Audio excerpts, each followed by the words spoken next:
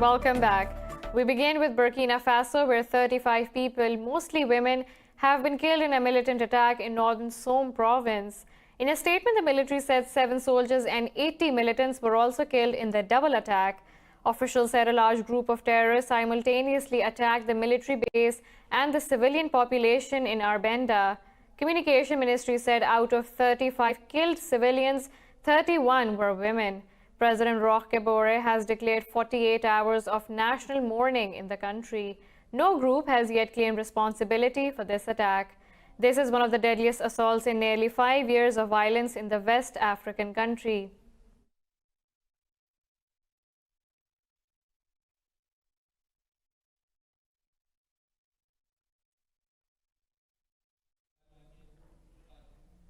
In Libya, 4 people have been killed as a projectile exploded in a vegetable market in Tripoli.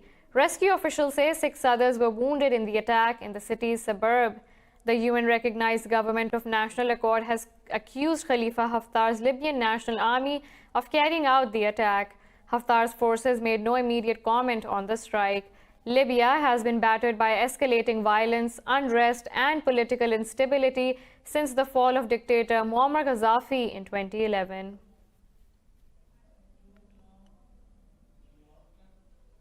In Algeria, massive protests continue despite a day of mourning for the deceased army chief. The country's military head Ahmed Gaid Salah died of a heart attack on Monday, and government called for 3 days of mourning. Defying the call, protesters held their demonstrations against the ruling elite. Raising no slogans against Salah, protesters said they are not against one person but the whole system. The army chief's funeral will be held today, and his body will be buried in western Algiers.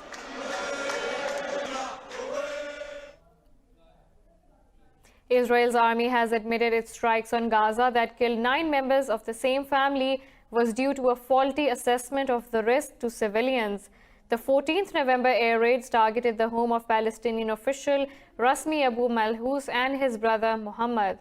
In a statement, Israeli army said intelligence collected had indicated that the residence was a terrorist compound. It said the army had estimated that the civilians will not be harmed.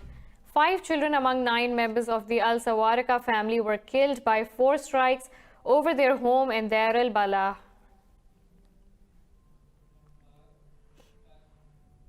In Yemen, 12 aid agencies in the town of Al-Dahailia have stopped work after attacks on their buildings. The latest attack was carried out on an Oxfam office, followed by a rocket attack on the building of the International Rescue Committee last week. The UN has called the situation an alarming escalation amid media campaigns against aid organizations. A civil war has gripped the country since 2014, when the Houthi movement ousted President Abdurrabbu Mansour Hadi's government. According to the United Nations, around 80% of the population needs humanitarian assistance. Turkey says it is in talks with Russia over a new truce in Syria's northwestern Idlib province. In a briefing, presidential spokesman Ibrahim Kalin said the negotiation aims to put an end to increased violence in the region. Kalin said the attacks in Syria must come to an end immediately under a new ceasefire. He said Ankara is waiting for Moscow to begin efforts in coming days. Turkey and Russia agreed in September 2018 to turn parts of Idlib into a de-escalation zone. Idlib hosts some 3 million people, including many displaced by years of violence in other parts of Syria.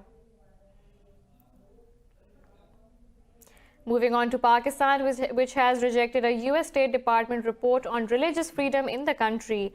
The Foreign Office says Pakistan's designation is reflective of selective targeting of countries. It questioned the credibility of the report, which failed to designate India despite religious violence. It added that Pakistan is a pluralistic country where all minorities enjoy complete religious freedom. A fact-finding report has revealed that Indian police used brutal force against the students of Aligarh Muslim University. The report is compiled by activists, academics, journalists, and lawyers who interviewed students last week. The report said police beat students indiscriminately while using rubber bullets, tear gas shells, and stun grenades. It also holds the university administration and authorities responsible for failing in their duty to protect the campus and its residents. It accused them of inviting armed police personnel into the campus. Revealing his Islamophobia, a minister of Indian ruling party, Vijay Rupani, said the country's Muslim can migrate to 150 countries. Meanwhile, BJP's Muslim leader Shazia Ilmi said she is being sidelined over her faith. Ilmi said she has been denied all access pass to party events and key meetings. The Indian cabinet has approved $553 million for a population survey next year despite protests over the citizenship law. Authorities say the updated National Population Register will be a comprehensive list of all residents. However, critics say it will be a list from which doubtful citizens will be asked to prove they are Indian. 25 people have been killed in protests over the citizenship law, which is being seen as anti-Muslim.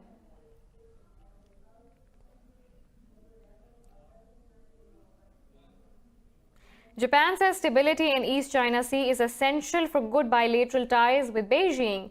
In a meeting with his Chinese counterpart Li Keqiang in Chengdu, PM Shinzo Abe said Tokyo is willing to work with China in promoting world peace.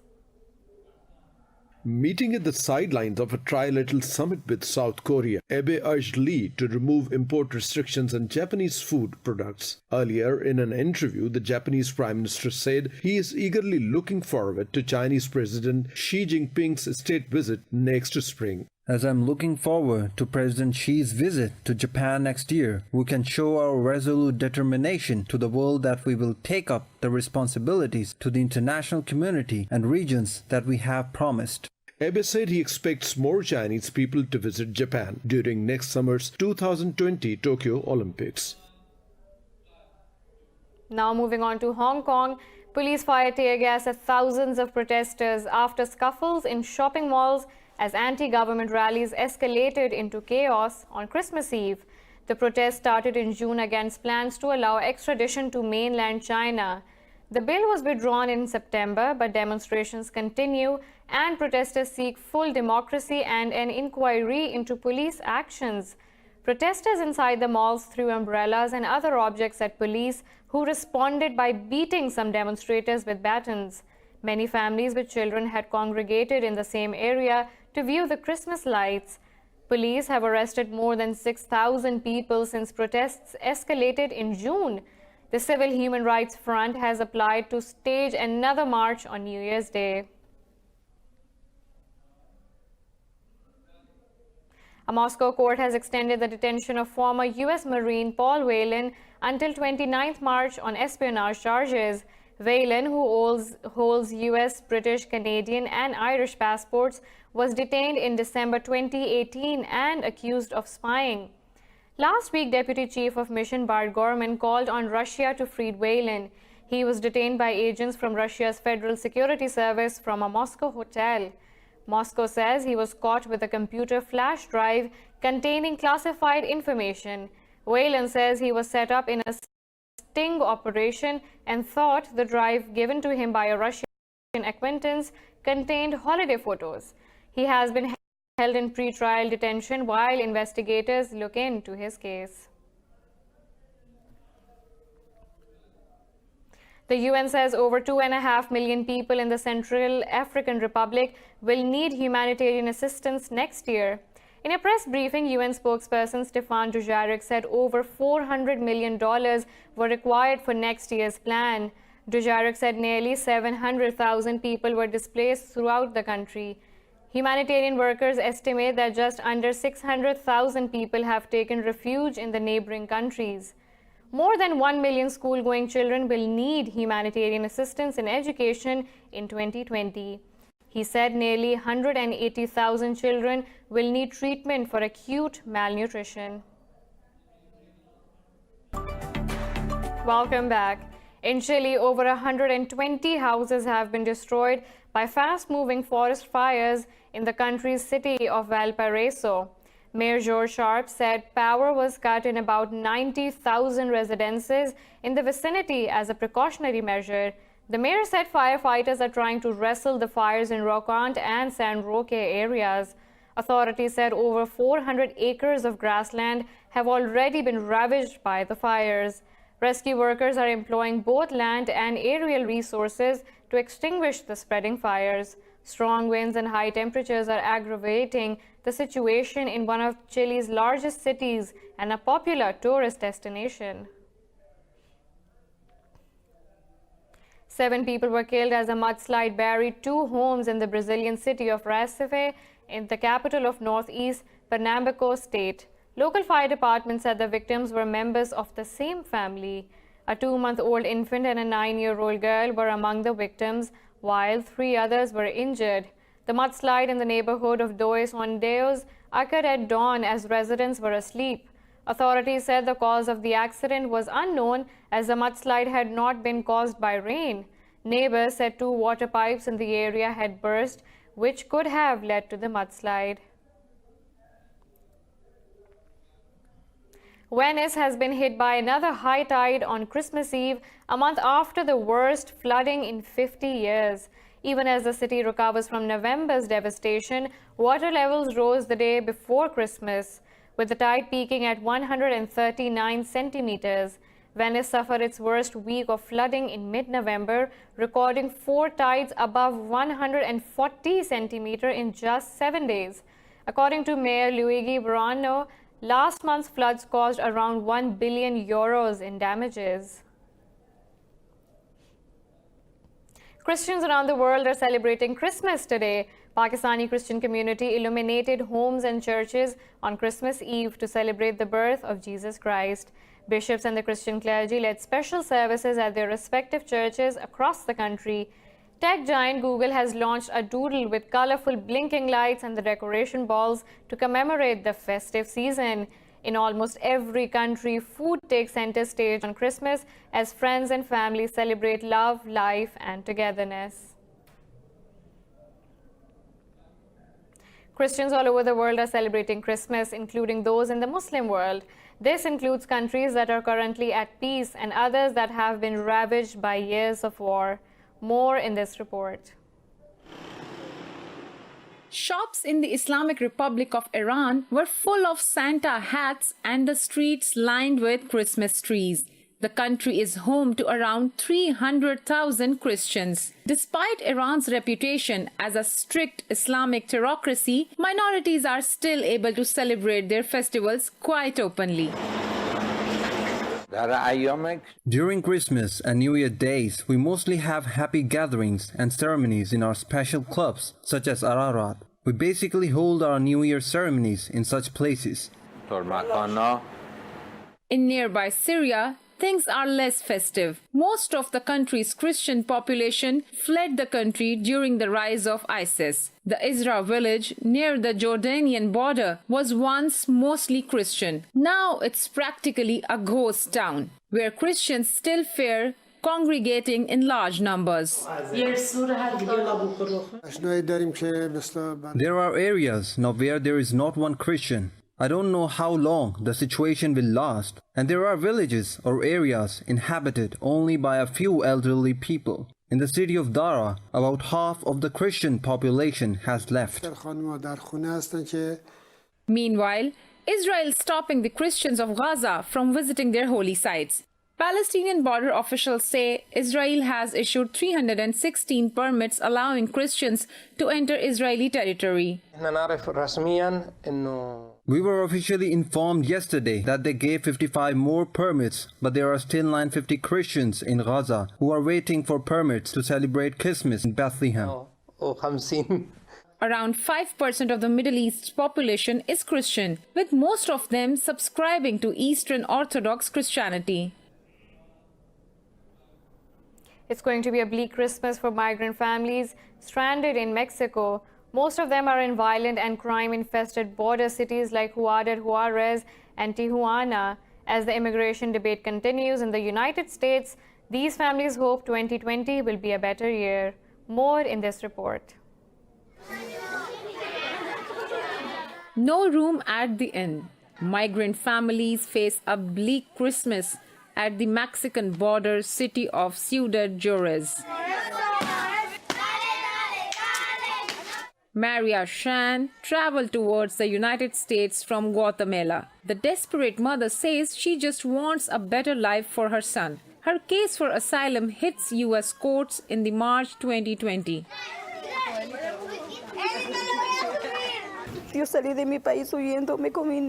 I fled my country with my baby. I never thought that I would be returned to Juarez. I am waiting to go to US with my baby to give the best life to my son so he can study.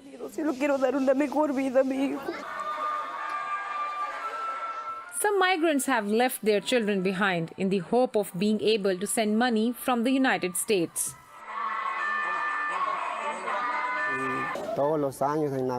I'm sad because I really haven't been this far from my family before. Each year at Christmas, I was with my children, eating beans. I came here with hope for an opportunity in the United States, but the reality is very difficult. These migrant families hope that 2020 can bring them some respite. There will be no Christmas Mass at Paris's Notre Dame Cathedral, which was gutted by a fire in April this year. The last time Mass was cancelled at the iconic medieval cathedral was in the year 1803. More in this report. Parisians will observe Mass at the Saint Germain Auxerrois Church this year. Meanwhile, Notre Dame's rector, Archpriest Patrick Chauvet, has given French Catholics assurances that the cathedral will be open to the public soon. For every believer of Notre Dame's, I think it will be a sign of hope to say, let's be patient, let's wait. The Virgin Mary waited for the birth of her son. We are waiting for the rebirth of the cathedral. For now, the cathedral remains buried under its melted scaffolding. Removing it will require a special crane, which is currently being assembled. We need to try and remove the scaffolding. This is the difficult part. It weighs several tons, so we have to make sure it does not fall on the vaults that were not damaged. Once assembled, the crane will measure 80 meters, but it's unlikely the cathedral will be fit to host next year's Christmas Mass either.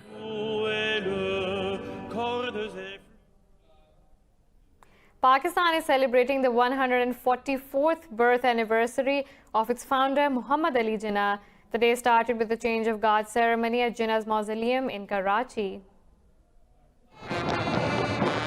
People across Pakistan are celebrating the birth anniversary of the nation's father with traditional zeal, enthusiasm, and national spirit. Special ceremonies are being held by government departments, social organizations, and academic institutions. In his message on the occasion, President Arif Alvi said Jinnah envisioned a separate identity for the subcontinent's Muslims. He said the acumen of his vision can be witnessed today with the prevailing conditions in India and occupied Kashmir. Prime Minister Imran Khan said the best way to pay homage to the Qaid is to adhere to his principles of unity, faith, and discipline. He said the world is witnessing the perversion of the so-called secular outlook of India with discrimination against minorities. Jinnah is among few world leaders who changed and shaped history single-handedly, standing strong against British imperialism. In his book, U.S. historian Stanley Warport said few changed history, few altered the global map, and hardly anyone created a country, but Jinnah did all three.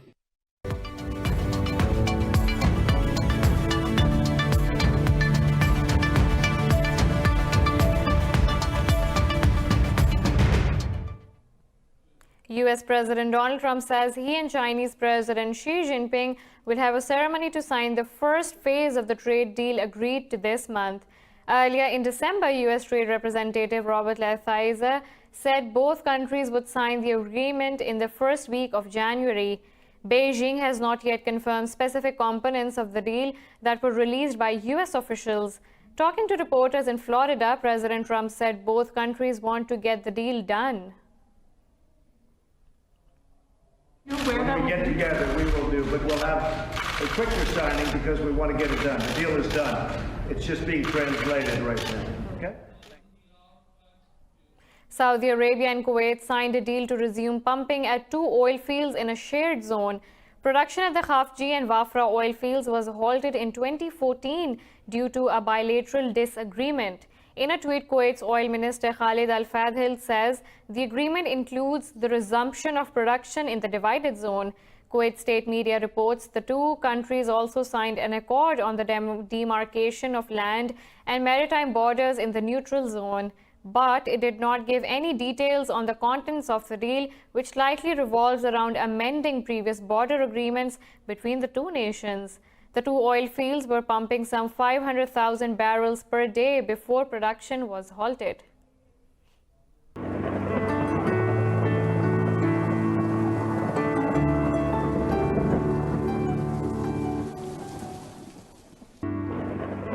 Now let's look at the weather from around the globe.